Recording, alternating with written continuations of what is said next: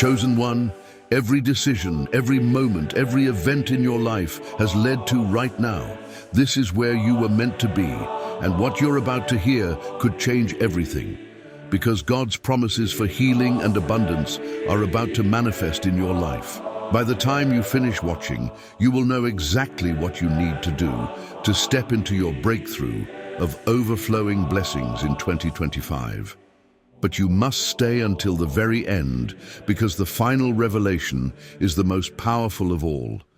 It is the missing key that most people overlook. Take the first step right now. Hit the like button to declare that you are ready to receive this message. Subscribe to stay connected to divine guidance.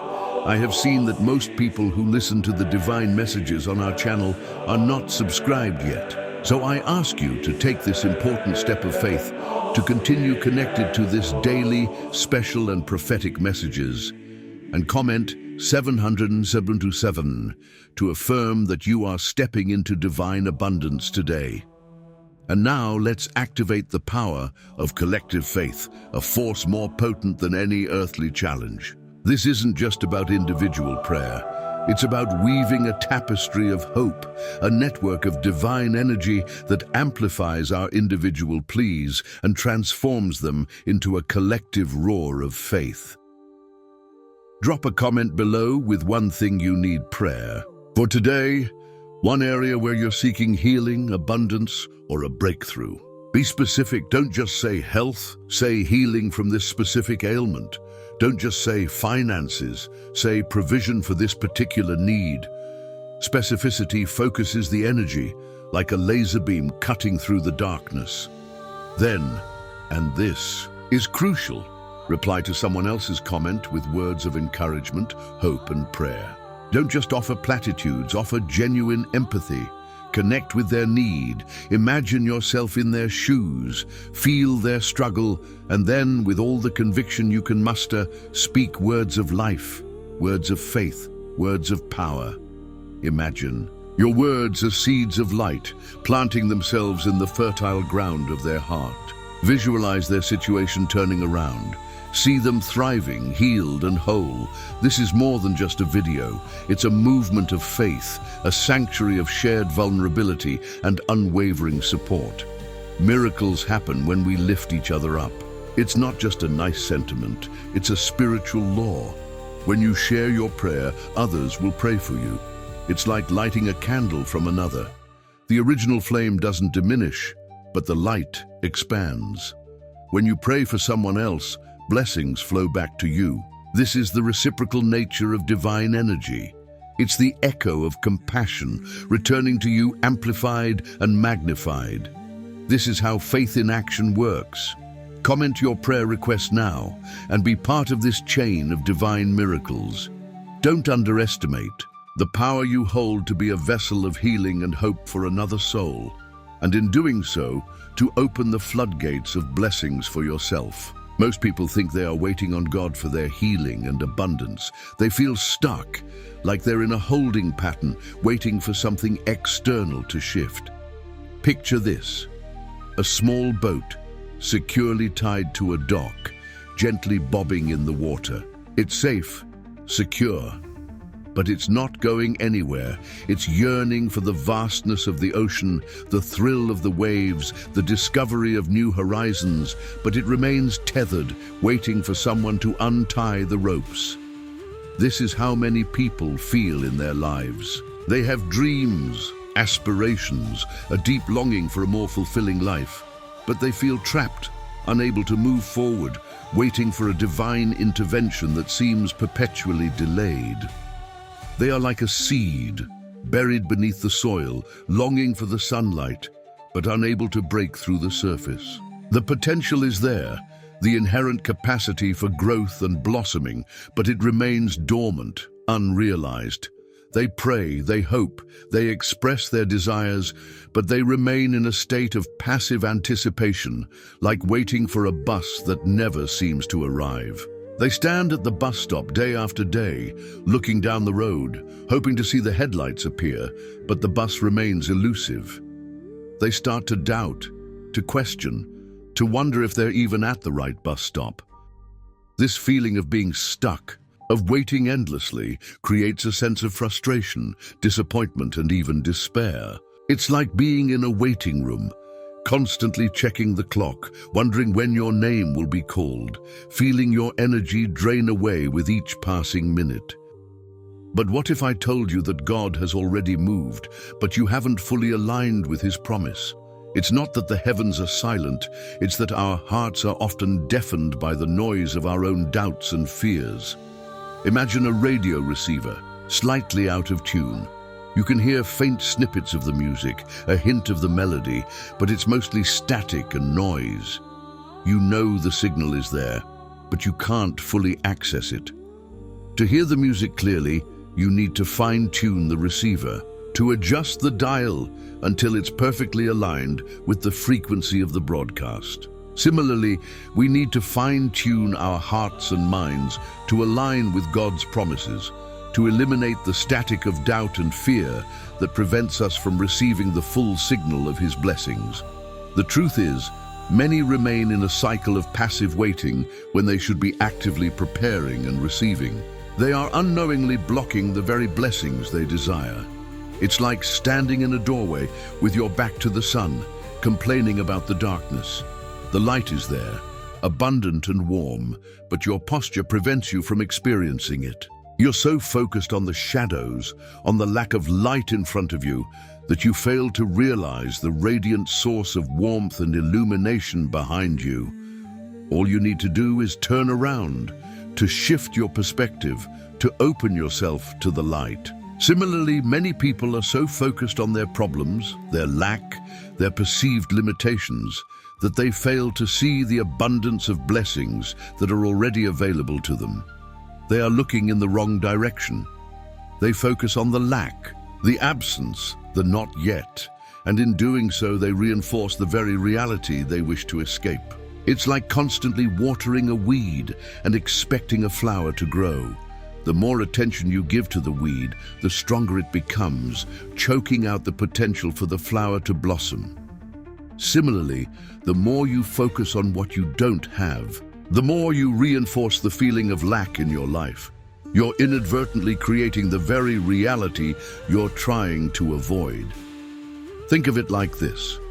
God has already planted the seeds of abundance in your life. He's provided the fertile ground, the sunlight, and the rain. This is the inherent potential, the divine blueprint for your flourishing. The fertile ground represents the rich potential within you, the inherent capacity for growth, success, and happiness. The sunlight represents God's love, grace, and guidance, constantly shining upon you, providing the energy and support you need to thrive. The rain represents the blessings, opportunities, and resources that are constantly flowing into your life, nourishing your growth and development. But if you don't tend to the garden, if you don't remove the weeds of doubt and fear, if you don't actively water those seeds with faith and expectation, they won't fully blossom. The weeds represent negative thoughts, limiting beliefs, past traumas, and unforgiveness. They are the insidious intruders that creep into the garden of your mind, stealing the nutrients and sunlight that are meant for the seeds of abundance. They choke the life out of the seeds of potential, preventing them from growing and flourishing. These weeds can manifest as self-doubt, fear of failure, feelings of unworthiness, resentment towards others, or a general sense of pessimism and negativity. The watering represents consistent positive affirmations, acts of gratitude, and steps of faith. These nurture the seeds and allow them to grow. Positive affirmations are like watering the seeds with life-giving water, providing them with the nourishment they need to sprout and grow.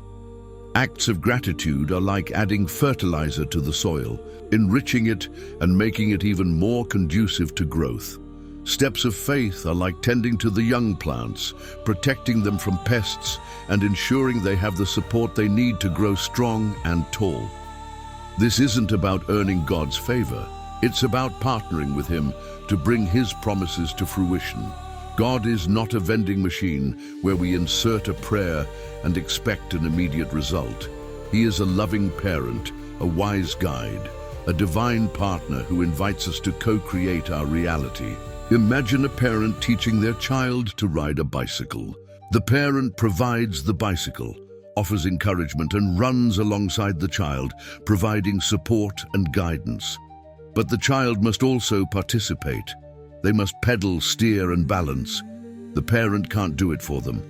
Similarly, God provides the resources, the opportunities, and the guidance, but we must actively participate in the process of bringing our blessings to fruition. We must pedal our own lives, steer our own course, and find our own balance, with God's loving support and guidance. This is rooted in the spiritual principle that we must co-create our reality with the divine. We are not passive recipients. We are active participants in the unfolding of our destiny. We have free will, and that free will includes the power to choose faith over fear, hope over despair, and abundance over lack. This is not to say that we have absolute control over everything that happens in our lives. There are forces and circumstances beyond our control, but we do have control over our responses to those forces and circumstances. We can choose to respond with fear and negativity, or we can choose to respond with faith and hope. And that choice makes all the difference. Consider the story of the Israelites wandering in the desert. God provided manna, daily bread, but they still had to gather it. They still had to prepare it. They still had to trust that it would be there each morning. If they had simply sat and waited for the manna to magically appear in their mouths, they would have starved. Their participation was essential. The manna was a miraculous provision, a clear demonstration of God's care and provision. But it wasn't a passive gift. It required action on the part of the Israelites. They had to get up each morning, go out and gather the manna, and then prepare it for eating. This required effort, trust, and obedience. Similarly, God provides the opportunities, the resources, the potential for healing and abundance, but we must actively engage with them. We must open our eyes to see the opportunities, open our hearts to receive the blessings, and open our hands to do the work that is required. It's not enough to simply sit and wait for things to happen. We must actively participate in the process. Another example is the parable of the talents. The master entrusted his servants with different amounts of talents, and he expected them to use them wisely. The one who buried his talent out of fear was reprimanded.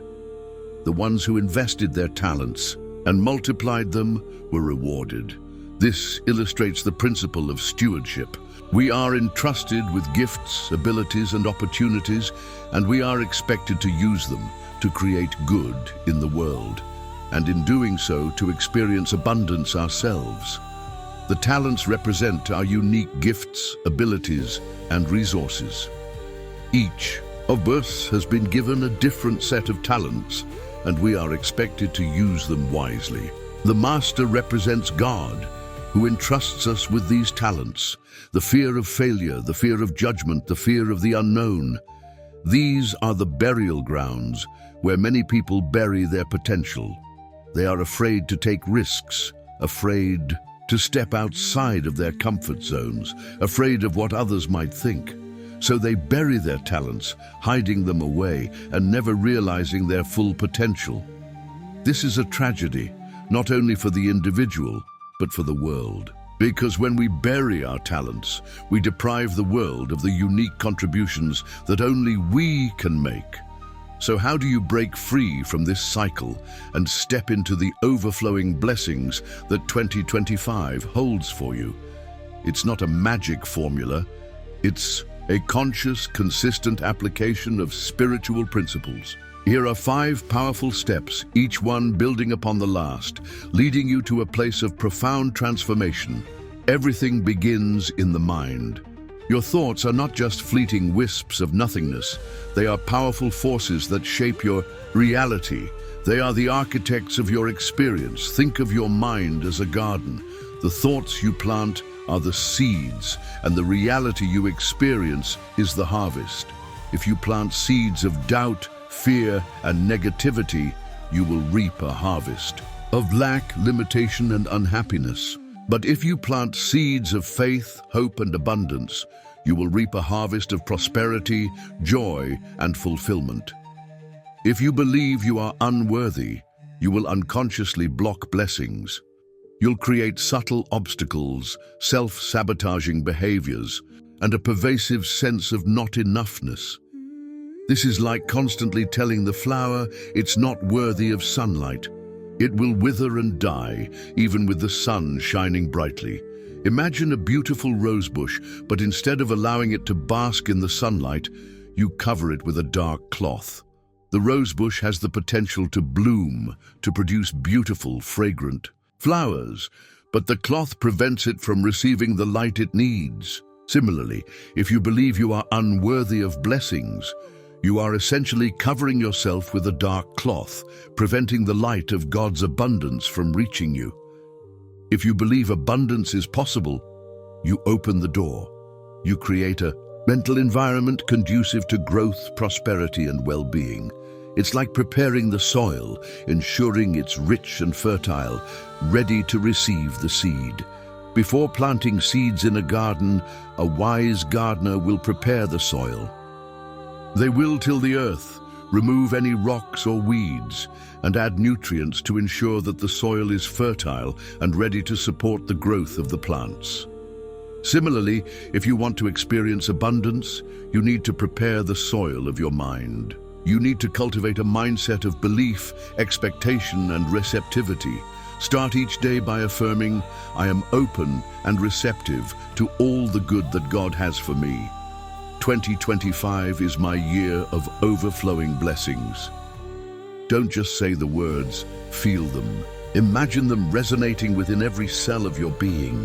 Visualize those blessings flowing into your life like a river of golden light, filling every area of your existence. Feel the warmth of the light, the energy it carries, the sense of abundance and well-being it brings. Imagine it filling your body, your mind, your spirit, and radiating outward into every aspect of your life. Practice visualizing your desired outcome. See yourself already healed, already prosperous, already living the life you dream of. The more vivid and detailed your visualization, the more powerful it becomes.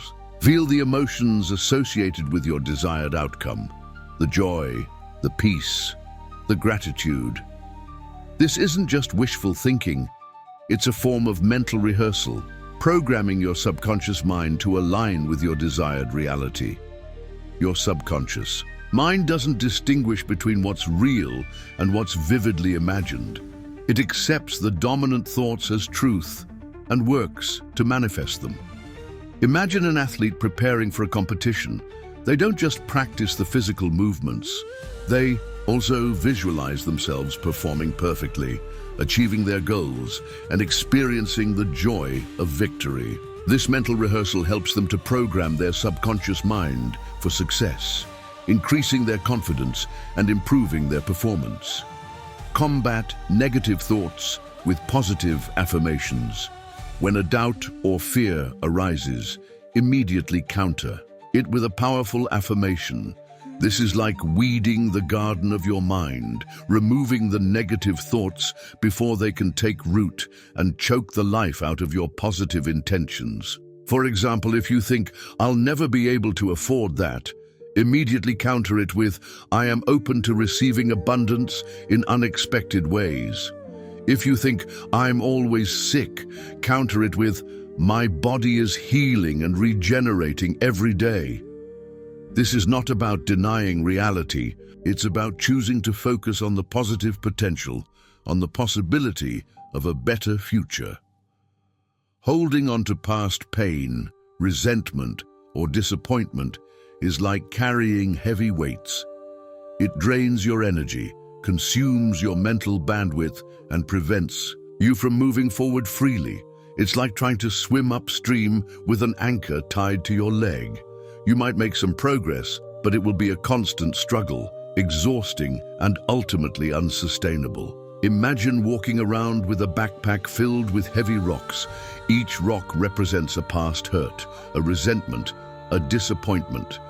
The weight of the backpack slows you down, makes it difficult to move forward, and drains your energy. To move freely and easily, you need to take off the backpack and release the rocks. Forgiveness of yourself and others is essential. This doesn't mean condoning harmful behavior. It means releasing the emotional hold that the past has on you. It's about choosing freedom over bitterness, peace over resentment. Today, consciously release those burdens. Say, I release all past hurts. I am free to receive my blessings. Imagine those hurts as dark clouds dissipating in the sunlight of your forgiveness. Feel the lightness, the liberation, the sense of peace that comes with letting go. As the clouds dissipate, see the clear blue sky emerge, representing the clarity and peace that come with forgiveness. Feel the warmth of the sunlight on your skin, representing the healing power of forgiveness. This process might involve journaling, meditation, prayer, or even seeking professional help. Don't be afraid to ask for support. It's a sign of strength, not weakness. Remember, forgiveness is a journey, not a destination. It may take time, and there may be layers to uncover. Be patient with yourself and celebrate each small step forward. Each time you choose to forgive, you release a little more weight, allowing you to flow more freely towards your blessings. Consider the metaphor of a river. A river that is clogged with debris cannot flow freely. It becomes stagnant and murky. But when the debris is cleared, the water flows smoothly and becomes clear and life-giving. Similarly, when you clear the emotional debris of past hurts, your life force flows freely, bringing clarity, vitality, and abundance. The debris represents the accumulated hurts, resentments, and disappointments that block the flow of your life energy. When you remove the debris, the river can flow freely, nourishing the surrounding land and bringing life and vitality. Gratitude is a magnet for abundance. It's a powerful force that shifts your focus from lack to abundance, from what's missing to what's present. The more you appreciate what you have, the more you attract what you desire. It's a fundamental principle of the universe. What you focus on expands. When you focus on gratitude, you amplify the positive energy in your life, creating a ripple effect that attracts even more good things. Imagine a magnifying glass, focusing the sun's rays onto a single point. The concentrated energy of the sun's rays can create enough heat to start a fire. Similarly, when you focus your attention on gratitude, you concentrate the positive energy in your life, creating a powerful force for attracting more good things. Keep a gratitude journal. Each day, list at least 5 things you're thankful for. Be specific. Don't just write family, write my daughter's infectious laughter. Don't just write nature, write the vibrant colors of the sunset I saw today. Specificity enhances the emotional impact of gratitude, making it more powerful.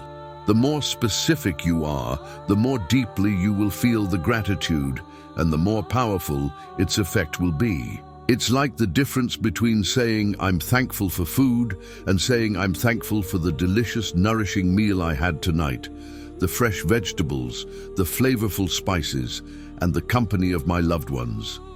Express your gratitude to others. Tell people how much you appreciate them. A simple thank you, a heartfelt compliment, a handwritten note. These small acts of kindness can make a big difference, both in their lives and in yours. Gratitude is contagious. When you express it, you inspire others to do the same, creating a cycle of positivity. When you express gratitude to others, you not only make them feel good, but you also increase your own feelings of gratitude and well-being. It's a win-win situation. Practice gratitude throughout the day, not just in the morning or evening. Notice the small blessings that often go unnoticed. The warmth of the sun on your skin, the taste of your food, the comfort of your home. Each of these is a gift, a reason to be grateful. The more you cultivate a habit of gratitude, the more you'll see the abundance that already surrounds you. It's like putting on a pair of gratitude glasses, allowing you to see the world through a lens of appreciation and wonder. Your words have creative power. They are not just sounds, they are vibrations, energies that shape your reality. What you speak consistently, you create. Stop speaking negatively about your situation. Stop dwelling on the problems, the limitations, the what-ifs. Instead, declare God's promises over your life. Speak as if your healing and abundance have already manifested. This is not about denying reality. It's about choosing to focus on the potential for positive change, on the promise of a brighter future. Imagine a sculptor shaping a piece of clay. The sculptor's hands and tools shape the clay into the desired form. Similarly, your words shape your reality.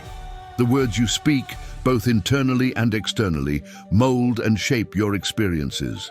Say, I am healthy, whole, and prosperous.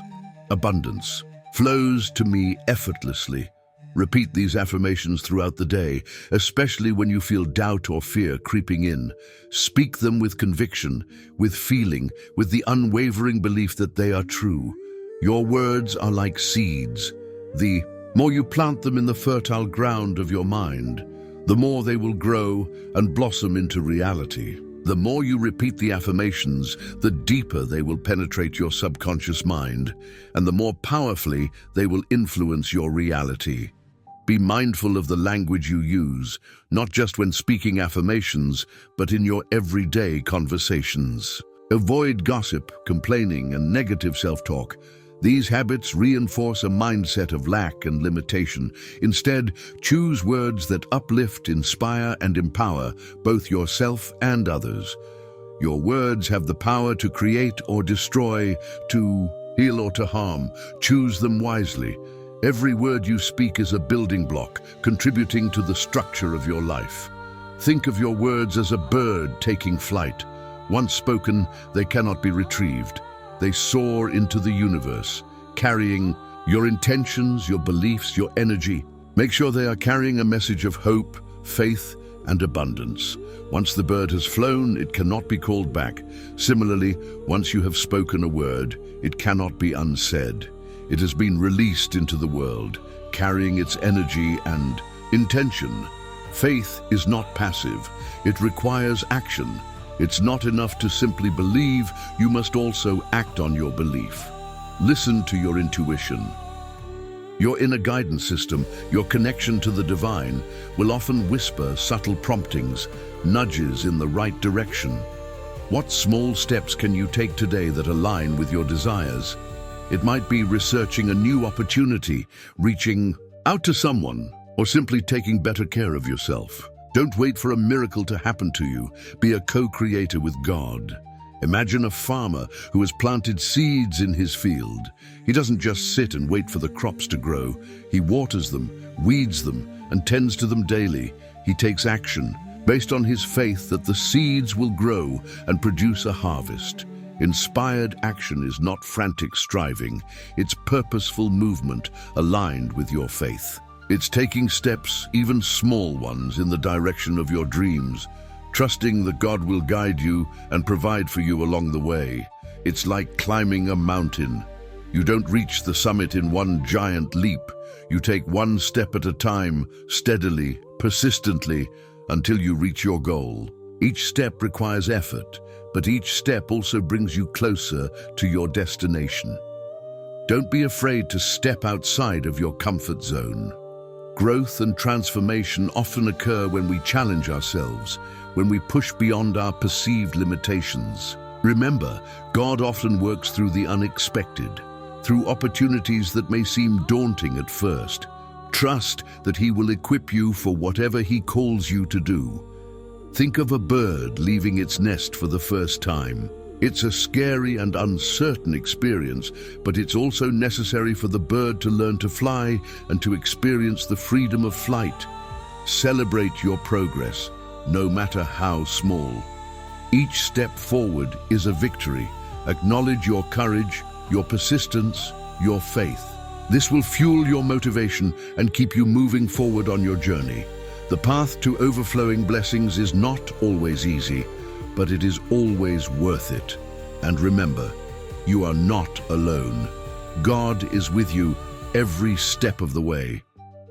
Like a lighthouse, guiding ships through a stormy sea, God's presence provides guidance, hope, and protection as you navigate the challenges of life and move towards your desired destination.